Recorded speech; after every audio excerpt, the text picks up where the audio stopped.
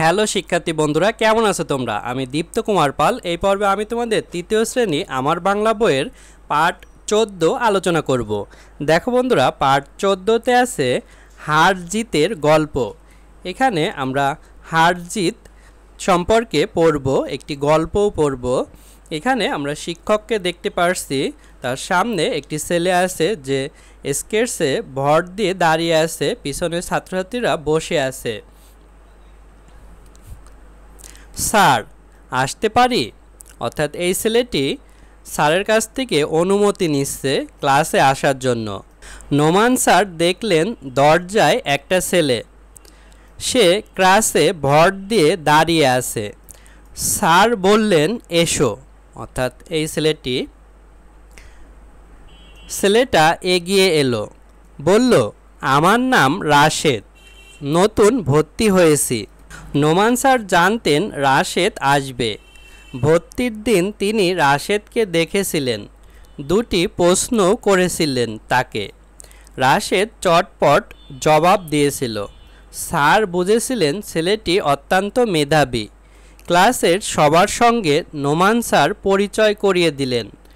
বললেন, ওর নাম রাশেদ, ও তোমাদের সঙ্গেই পড়বে। ক্লাসে সেদিন ক্রীড়া প্রতিযোগিতা নিয়ে কথা হচ্ছিল। কেউ অংশ নেবে দৌড় প্রতিযোগিতায়, কারো পছন্দ দড়ি লাফ। নোমান স্যার জিজ্ঞেস করলেন, তুমি কি করবে? রাশেদ বলল, অঙ্ক দৌড় ও মোরগ লড়াই করব। ক্লাসের সবাই ভাবছিল রাশেদ পারবে তো। নোমান স্যার বললেন, খুব ভালো লাগলো রাশেদ।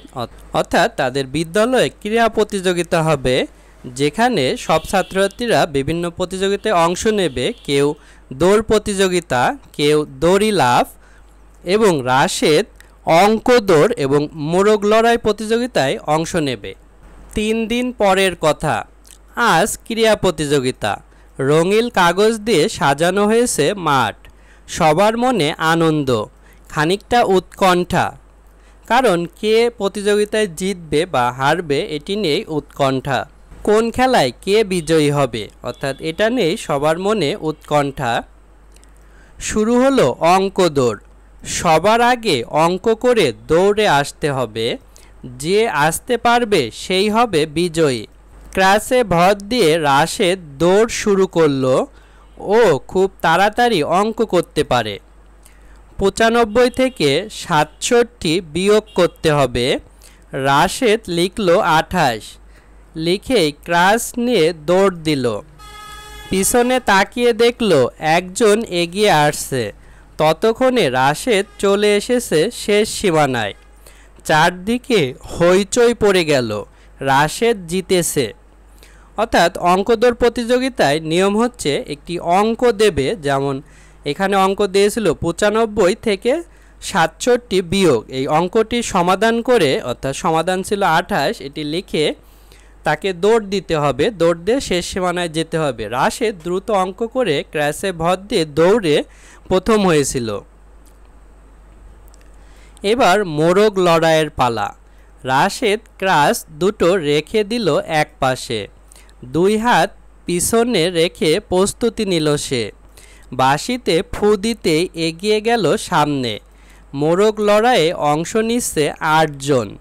অর্থাৎ রাশেদও মোরগ লড়াইয়ে অংশ নিয়েছে। মোরগ লড়াই এভাবে খেলা হয়, এক পায়ে ভর দিয়ে অন্য পা এভাবে হাত পিছনে রেখে ধরে রাখতে হয় এবং একে অপরকে ধাক্কা দিতে হয়। যে পড়ে যাবে সে বাদ, এবং শেষ পর্যন্ত যে দাঁড়িয়ে থাকবে সেই মোরগ লড়াই প্রতিযোগিতায় জিতবে। শুরুতে রাশেদ কোনো আক্রমণ করল না, আঘাত থেকে নিজেকে রক্ষা করল যাতে সে পড়ে না যায়। লড়াই করতে করতে একে একে পড়ে গেল 5 জন। তাহলে 8 জনের ভিতর 5 জন পড়ে গিয়েছে, আর থাকলো 3 জন, বাকি রইল 3 জন। সেই 3 জন হচ্ছে রাশেদ, রাজু আর জিমিত। এই সময়ে রাজু এগিয়ে এলো রাশেদের দিকে। রাশেদ চট করে সরে গেল। রাজু পড়ে গেল ঘাসের উপর। খেলার উত্তেজনায় সবাই হইচই করতে লাগলো। বাকি রইল ঝিমিত আর রাশেদ। রাশেদ ভাবল ঠান্ডা মাথায় খেলতে হবে। জিমিত এগিয়ে আসছে, লাফিয়ে লাফিয়ে রাশেদও এগিয়ে যাচ্ছে। মুখোমুখি হতেই কাঁধ দিয়ে জোরে আঘাত করলো জিমিত। রাশেদ সরে গেল, অর্থাৎ জিমিত যখন আঘাত করেছে তখন রাশেদ আঘাত যাতে তার গায়ে শক্তভাবে না লাগে এ কারণে সে সরে গিয়েছে। খেলা জমে উঠেছে। মাইকে খেলার ধারা বর্ণনা করছেন নোমান স্যার। জিমিত আবারও আক্রমণ করল। রাশেদ কাঁধ দিয়ে নিজেকে প্রতিহত করল, কিন্তু কাঁপতে কাঁপতে প্রায় পড়েই যাচ্ছিল। মনোবল ধীর করে সোজা হয়ে দাঁড়ালো সে। হঠাৎ দেখল তীব্র বেগে এগিয়ে আসছে জিমিত। আক্রমণের ভঙ্গিতে রাশেদও এগিয়ে গেল। কাঁধ দিয়ে হালকা আঘাত করে পথ ছেড়ে দিল। ভারসাম্য রাখতে না পেরে হুড়মুড় করে পড়ে গেল জিমিত। বন্ধুরা সব চিৎকার করে উঠল রাশেদ রাশেদ, অর্থাৎ জিমিত খুব দ্রুত দৌড়ে আসছিল রাশেদকে ধাক্কা দিয়ে ফেলে দেওয়ার জন্য, কিন্তু রাশেদও অভিনয় করছিল যে সেও জিমিতকে ধাক্কা দেবে, কিন্তু রাশেদ পাশ থেকে সরে গিয়েছিল এবং জিমিত তখন তার ঝুল থামাতে না পেরে সে হুড়মুড় করে পড়ে গিয়েছিল এবং রাশেদ পাশে দাঁড়িয়েছিল। বিকালে হেড স্যার বিজয়ীদের গলায় মেডেল পরিয়ে দিলেন। পুরস্কার হিসেবে হাতে তুলে দিলেন বই। তিনি বললেন, হার জিত বড় কথা নয়, অর্থাৎ সবাই যে খেলায় অংশগ্রহণ করেছে এটি বড় কথা। শব্দ শিখি। ক্রিয়া মানে খেলা, চটপট মানে তাড়াতাড়ি, উৎকণ্ঠা মানে উদ্বেগ, তীব্র বেগে মানে দ্রুত গতিতে, দৃঢ় মানে শক্ত। দেখো বন্ধুরা, নিচে আমরা একটি সুন্দর ছবি দেখতে পাচ্ছি। এখানে আছে ছবি দেখি এবং খেলার নাম বলি। দেখো এখানে ওরা কি জানি খেলছে, এটি হতে পারে যে হাডুডু খেলা, বাংলাদেশের যে জাতীয় খেলা, সেই খেলাটি অনেকটা এরকম খেলতে হয়। দেখো এখানে আছে শব্দ নিয়ে খেলি জায়গায় বসাই। উপরে শব্দ আছে চটপট, মেধাবী, হইচই, মাঠ, প্রতিযোগিতা। স্যার বুঝেছিলেন ছেলেটা অত্যন্ত মেধাবী। সেদিন ক্লাসে ক্রীড়া প্রতিযোগিতা নিয়ে কথা হচ্ছিল। রঙিন কাগজ দিয়ে মাঠ সাজানো হয়েছে। খেলার উত্তেজনায় সবাই হইচই করতে লাগলো। এভাবে আমরা এই শব্দ নিয়ে ফাঁকা স্থানে বসিয়ে পূরণ করেছি। তারপর আছে দেখো বুঝেনি।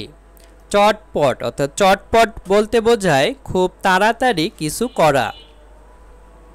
হুড়মুড়, হুড়মুড় বলতে বোঝায় অনেক জিনিস একত্রে পড়ে যাবার শব্দ। ক্র্যাশ, ক্র্যাশ বলতে হাঁটার সমস্যায় ব্যবহার করা যায় এমন লাঠি। ধারা বর্ণনা, কোনো কিছুর ধারাবাহিক বিবরণ, অর্থাৎ যখন ক্রীড়া প্রতিযোগিতা হচ্ছিল তখন ক্রীড়া প্রতিযোগিতা বিষয়ে বিভিন্ন কথা তাদের স্যার নোমান স্যার মাইকে বলছিল, সেটি হচ্ছে ধারা বর্ণনা। মেডেল মানে হচ্ছে বিজয়ীদের দেওয়া হয় এমন পদক। তারপর দেখো এখানে আছে বাক্য লিখি। এখানে শব্দ আছে চটপট, চটপট দিয়ে দেখো আমরা এখানে বাক্য লিখেছি। মেয়েটি প্রশ্নগুলোর উত্তর চটপট বলে দিল। মেধাবী, সবাই জানতো রাশেদ খুব মেধাবী। হইচই, জয়ের আনন্দে দর্শক হইচই করে উঠল।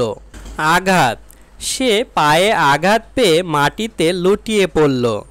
মেডেল, প্রতিযোগিতায় বিজয়ীদের মেডেল প্রদান করা হয়। বন্ধুরা দেখো নিচে প্রশ্ন আছে, উত্তর বলি ও লিখি। নোমান স্যার কীভাবে বুঝলেন রাশেদ মেধাবী? অঙ্ক দৌড় খেলার নিয়ম কী? মোরগ লড়াইয়ে তৃতীয় হয়েছিল কে? খেলা শেষে হেড স্যার কী বললেন? এই প্রশ্নগুলোর উত্তর এখন আমরা দেব। প্রশ্ন, নোমান স্যার কীভাবে বুঝলেন রাশেদ মেধাবী? প্রশ্নের জবাব চটপট দিয়েছিল বলে নোমান স্যার বুঝলেন রাশেদ মেধাবী। অর্থাৎ যেদিন প্রথম বিদ্যালয়ে এসেছিল রাশেদ, সেদিন নোমান স্যার রাশেদকে দুইটি প্রশ্ন করেছিল। সেই প্রশ্নগুলোর উত্তর খুব ঝটপট দিয়েছিল, এ কারণেই নোমান স্যার বুঝেছিল রাশেদ অনেক মেধাবী। অঙ্ক দৌড় খেলার নিয়ম কি? অঙ্ক দৌড় খেলার নিয়ম হলো সবার আগে অঙ্ক করে দৌড় দিয়ে আসতে হবে। অর্থাৎ সবার আগে অঙ্ক করতে হবে, অঙ্ক করা হলে তখন দৌড় দিয়ে অপর প্রান্ত থেকে আবার ফেরত আসতে হবে। মোরগ লড়াইয়ে তৃতীয় হয়েছিল কে? মোরগ লড়াইয়ে তৃতীয় হয়েছিল রাজু। খেলা শেষে হেড স্যার কি বললেন? খেলা শেষে হেড স্যার বললেন, হার জিত বড় কথা নয়। বন্ধুরা, আমরা প্রশ্নগুলোর উত্তর দিয়েছি। তারপর দেখো এখানে আছে সঠিক উত্তরটি বাছাই করি ও বলি। ক্রাশে ভর দিয়ে এগিয়ে এলো জাফর, রাশেদ, রাজু, জিমিত। ক্রাশে ভর দিয়ে এগিয়ে এসেছিল রাশেদ। রাশেদ যে খেলায় নাম দিয়েছিল অঙ্ক দৌড় ও দড়ি লাফ, দড়ি লাফ খেলায় রাশেদ নাম দেয়নি। তারপরে দীর্ঘ লাফ, মোরগ লড়াই, দীর্ঘ লাফে নাম দেয়নি। মোরগ লড়াই ও দৌড়েও নাম দেয়নি। রাশেদ নাম দিয়েছিল অঙ্ক দৌড় ও মোরগ লড়াইতে। মাইকে খেলার ধারা বর্ণনা করছেন Rashed sir, Jafar sir, Noman sir, head sir. Noman sir. Head sir বিজয়ীদের হাতে তুলে দিলেন ক্রেস্ট, মেডেল, মালা, বই। হাতে তুলে দিয়েছিলেন বই এবং গলায় পরিয়ে দিয়েছিলেন মেডেল। মোরগ লড়াইয়ে অংশ নিয়েছিল 7 জন, 8 জন, 5 জন, 9 জন, মোট 8 জন অংশ নিয়েছিল। বন্ধুরা দেখো এখানে সুন্দর কিছু আছে, যেমন ক্রমবাচক সংখ্যা বলি ও লিখি। এগুলো হচ্ছে ক্রমবাচক সংখ্যা, যেমন প্রথম, দ্বিতীয়, তৃতীয়, চতুর্থ, পঞ্চম, ষষ্ঠ, সপ্তম, অষ্টম, নবম, দশম। তারপর আছে শব্দের খেলা খেলি। এখানেও একটি খেলা আছে যা আমরা পড়ব। খেলার নিয়ম। খেলার নিয়ম কি হবে? প্রথম জন একটা শব্দ বলবে, ধরা যাক সে বলল বই। দ্বিতীয় জন বই শব্দটি বলবে এবং শব্দের শেষ বর্ণ দিয়ে আরেকটি শব্দ বলবে।